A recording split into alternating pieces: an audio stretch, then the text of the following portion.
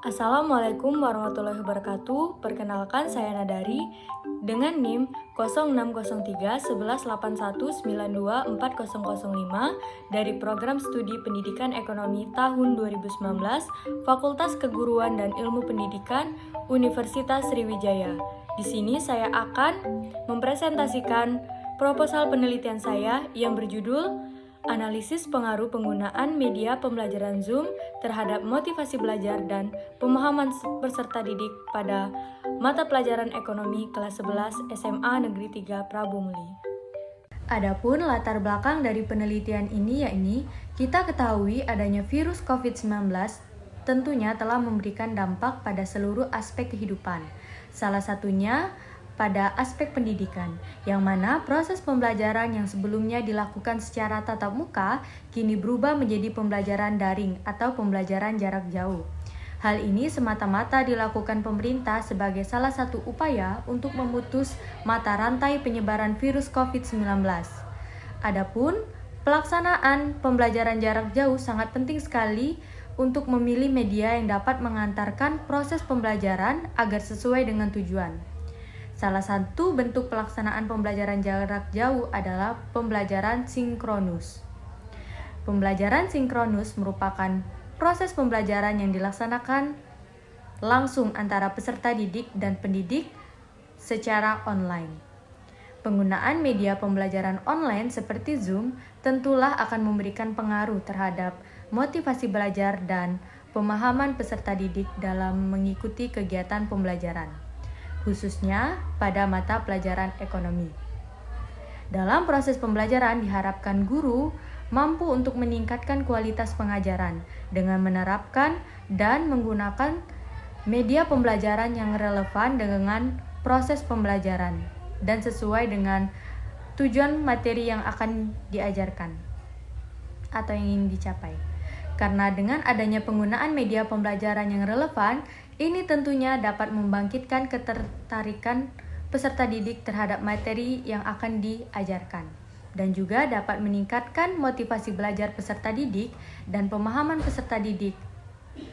Berdasarkan uraian di atas, maka peneliti termotivasi untuk melakukan penelitian yang berjudul Analisis Pengaruh Penggunaan Media Pembelajaran Zoom terhadap motivasi belajar dan pemahaman peserta didik pada mata pelajaran ekonomi kelas 11 SMA Negeri 3 Prabu Muli. Permasalahan penelitian.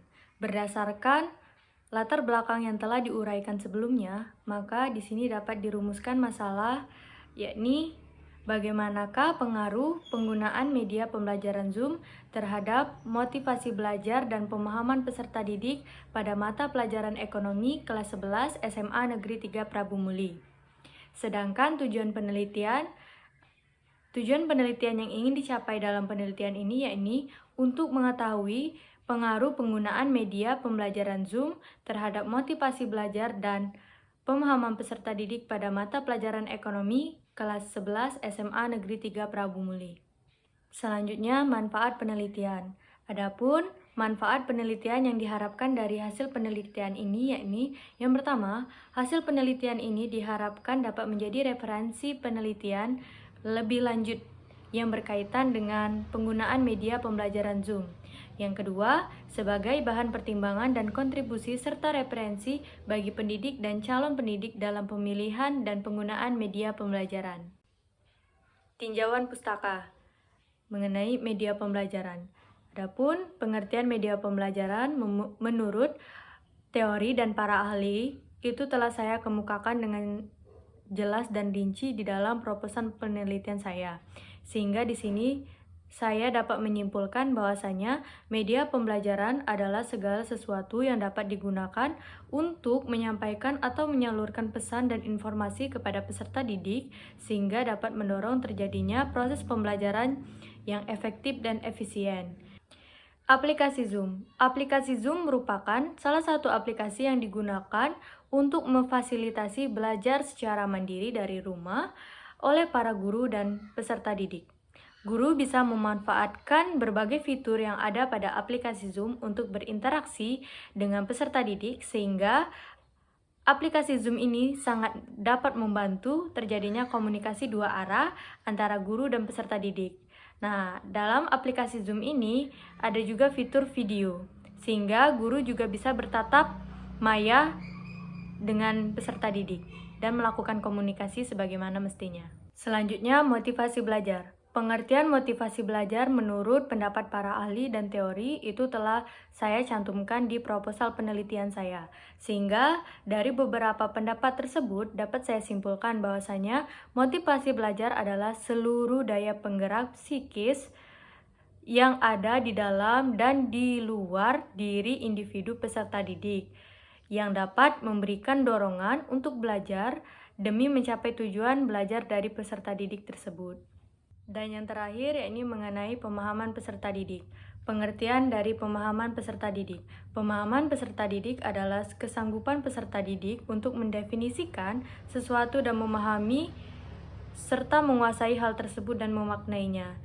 Nah, pemahaman peserta didik yakni juga merupakan kemampuan peserta didik dalam memahami konsep-konsep yang telah dipelajari pada saat kegiatan pembelajaran. Dan untuk mata pelajaran ekonomi adalah suatu mata pelajaran yang mempelajari tingkah laku manusia dalam memenuhi kebutuhan hidupnya yang tidak terbatas dengan alat pemenuh kebutuhan yang terbatas. Hasil penelitian yang relevan. Nah, pada proposal penelitian saya telah saya cantumkan beberapa penelitian yang relevan dengan penelitian yang akan saya lakukan ini. Nah, di sini saya akan membacakan mengenai hasil penelitian yang relevan dengan penelitian saya, yakni maksudnya penulis Febri Yanti Irawan tahun 2021 dengan judul Analisis Penggunaan Aplikasi Zoom sebagai Media Pembelajaran Sosiologi di SMA Negeri 18 Makassar. Hasil penelitian tersebut menunjukkan bahwa penggunaan media Zoom sebagai media pembelajaran sosiologi pada saat pembelajaran daring seperti saat ini sangat membantu sekali sehingga kegiatan pembelajaran tetap berjalan dengan efektif dan efisien. Untuk selanjutnya ini metode penelitian. Adapun yang akan dijelaskan pada metode penelitian ini mengenai jenis penelitian. Jenis penelitian yang saya lakukan ini adalah deskriptif dengan metode kualitatif. Dan untuk variabel penelitian, pada penelitian ini yakni ada 3. Yang pertama, variabel bebas pada penelitian ini adalah media pembelajaran berupa aplikasi Zoom. Dan variabel terikatnya yaitu dalam penelitian ini motivasi belajar dan pemahaman peserta didik. Definisi operasional variabel. Variabel yang pertama yakni media pembelajaran Zoom. Media pembelajaran Zoom merupakan media pembelajaran online yang paling sering digunakan pada masa pembelajaran daring seperti saat ini. Zoom sendiri merupakan aplikasi komunikasi menggunakan video dan dapat digunakan dalam berbagai perangkat baik seluler maupun laptop. Media pembelajaran Zoom berguna untuk menyampaikan dan menyalurkan materi atau informasi pelajaran dari guru ke peserta didik, sehingga proses pembelajaran yang telah direncanakan dapat berjalan dengan semestinya. Yang kedua, mengenai motivasi belajar. Motivasi belajar merupakan dorongan yang timbul baik dari dalam maupun dari luar diri peserta didik, yang mampu menimbulkan semangat dan kegairahan belajar serta memberikan arah pada kegiatan belajar sehingga tujuan dari pembelajaran dapat tercapai dengan semestinya. Dan yang terakhir yakni mengenai pemahaman peserta didik.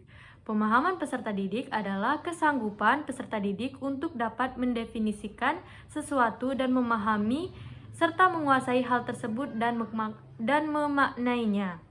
Dengan demikian, pemahaman peserta didik merupakan kemampuan yang dimiliki oleh peserta didik dalam memaknai hal-hal yang terkandung dalam suatu teori ataupun konsep-konsep yang sedang dipelajari.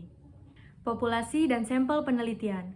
Populasi dalam penelitian yang saya teliti ini adalah peserta didik kelas 11 SMA Negeri 3 Prabu Muli tahun ajaran 2021-2022 yang berjumlah 82 orang.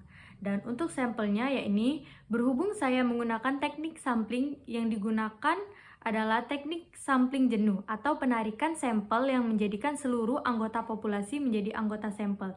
Sehingga sampel penelitian saya juga merupakan peserta didik kelas 11 SMA Negeri 3 Prabu Muli yang berjumlah 82 orang tadi. Jadi 82 orang populasi itu semuanya dijadikan menjadi sampel karena untuk penarikan sampelnya ini saya menggunakan teknik sampling jenuh.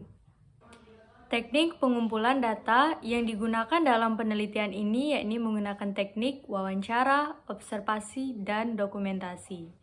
Wawancara atau juga sering disebut dengan interview itu dilakukan oleh pewawancara untuk memperoleh informasi dari terwawancara.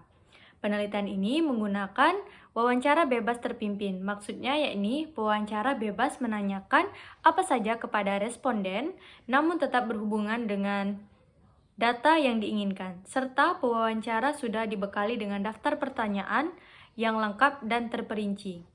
Selanjutnya, observasi. Observasi merupakan teknik pengumpulan data dengan pengamatan dan pencatatan secara sistematis terhadap fakta-fakta yang sedang diselidiki. Menurut Sutrisno Hadi, observasi adalah metode ilmiah yang diartikan sebagai pengamatan dan pencatatan dengan sistematis fenomena-fenomena yang sedang diselidiki. Dan terakhir yaitu mengenai dokumentasi. Dokumentasi merupakan catatan peristiwa yang sudah berlalu. Dokumen bisa berbentuk tulisan, gambar, atau karya-karya monumental dari seseorang. Teknik dokumentasi merupakan pelengkap dari penggunaan metode observasi dan wawancara. Dan terakhir, mengenai teknik analisis data. Teknik analisis data yang digunakan dalam penelitian ini yakni menggunakan langkah-langkah sebagai berikut. Yang pertama, itu reedukasi data. Reedukasi data diartikan sebagai proses pemilihan, pemusatan perhatian pada penyederhanaan dan transformasi data kasar yang muncul dari catatan-catatan tertulis di lapangan.